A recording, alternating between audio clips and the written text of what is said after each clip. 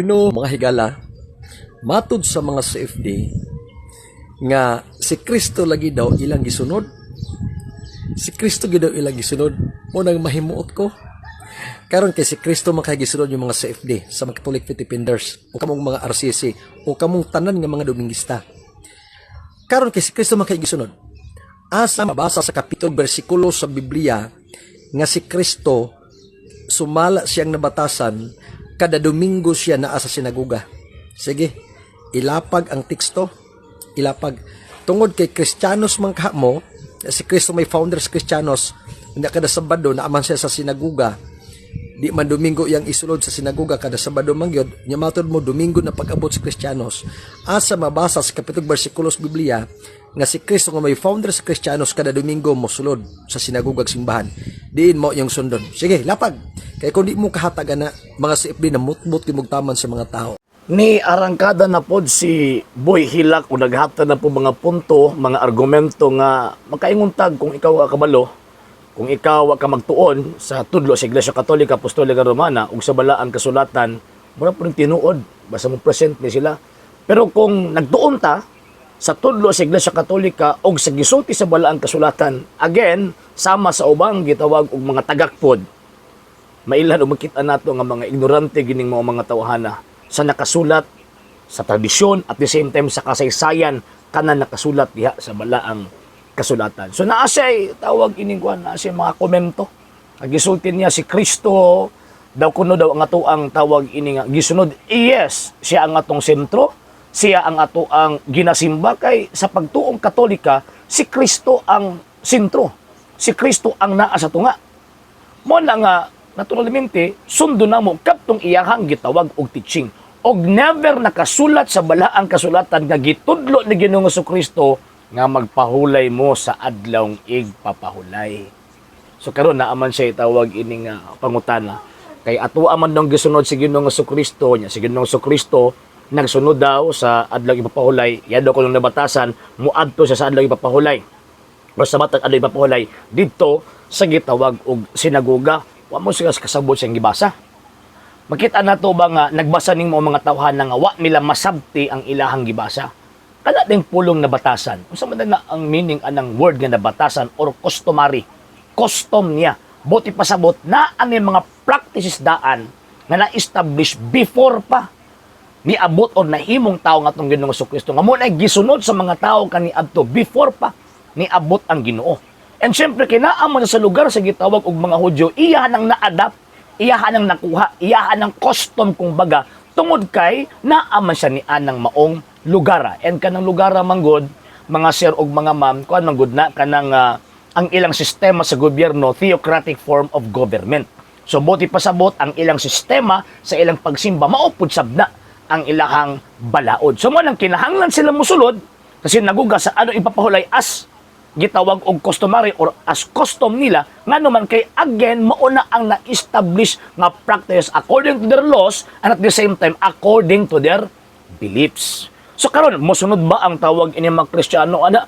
Dili na. Mga Katoliko ana, dili na gihapon. Nga naman tungod kay ang simbahang Katolika, ang Santa Iglesia Katolika Apostolika Romana, lahi nga relihiyon kung itandi sa relihiyon gipasakupan ni Ginoong Jesucristo nga maotong gitawag og Judaismo. So ang gisunod sa mga Katoliko o sa mga defensor Katoliko, kining pagtulunan ni Ginoong Jesucristo nga gitudlo sa mga apostol.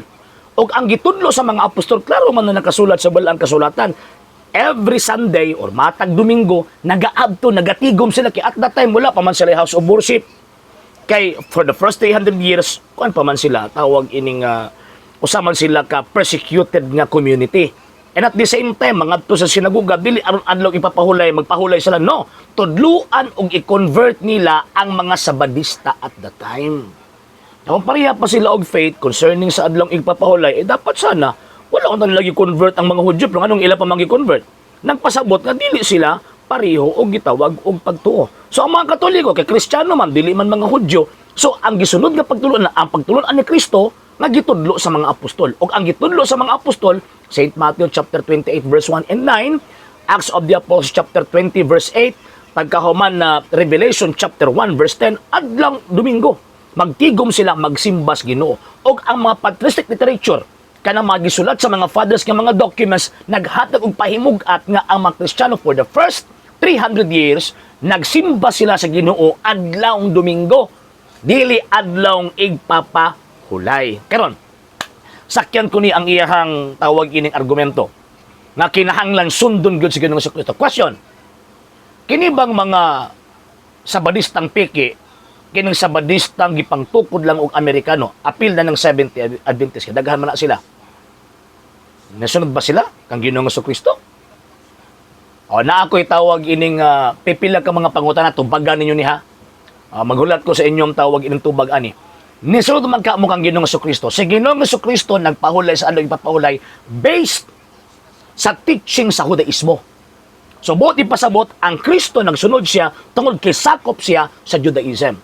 Kamo nganong naaman mo diha sa sektang tagak ug sulpot nagitukod og mga Amerikano? Wa mo nasunod kang Kristo.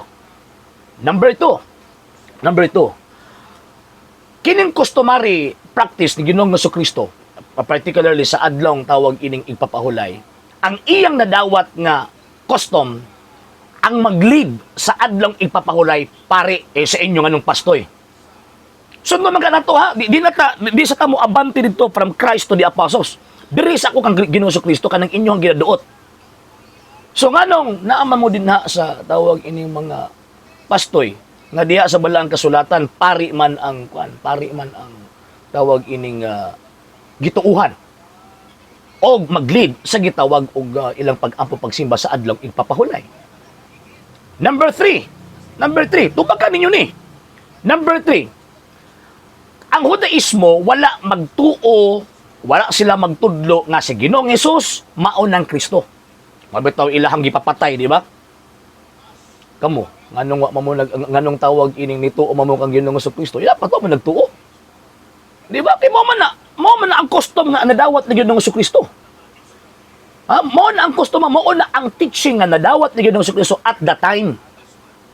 Kaya diha ko mahawid sa term nga customary according sa iyang nabatasan.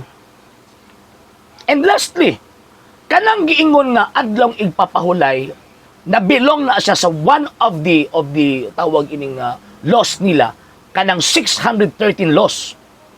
Kaya actually, kung tanawang itong mga Hudyo, di lamang kinapulo ang kinahang tumanon. Kinahanglan tumano na ang 613 kagitawag og mga balaod. E nganong kanang inyo, pudyot-pudyot lang man.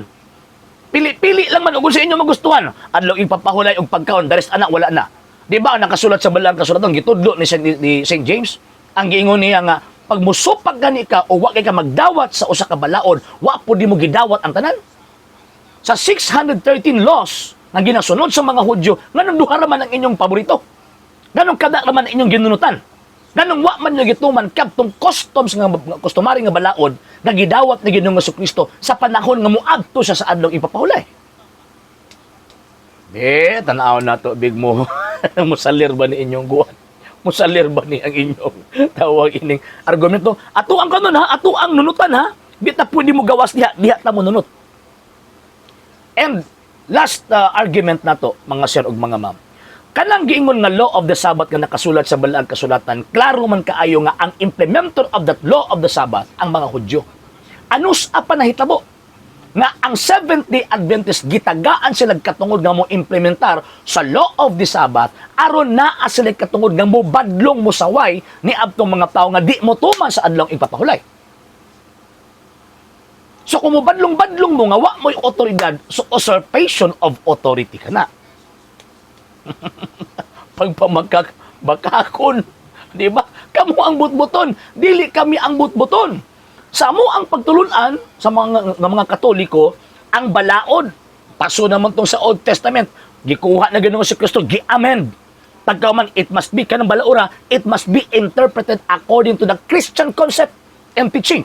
Mo bito nga na ay mga amendments sa mga balaod nga ilang gidawat kani adto. Kay bag-o naman kining relihiyon. So, ang implementer of the law, sa panahon, sa Bagong Testamento, mao nang simbahan gitukod ni Kristo.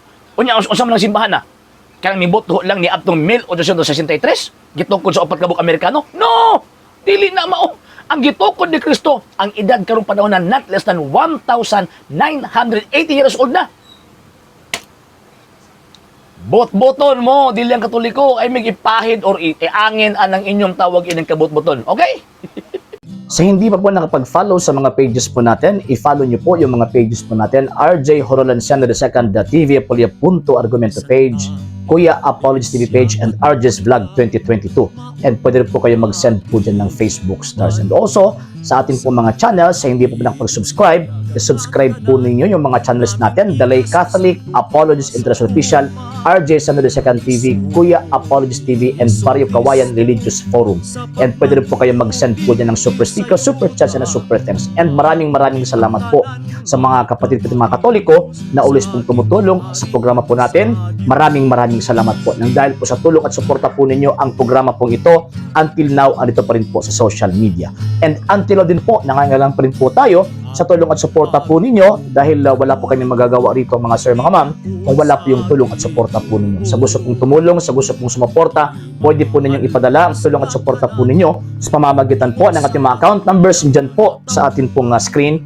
And pwede niyo po kaming i-message sa ating pong page kung via remittance po yung papadala po ninyo. Maraming salamat po in advance.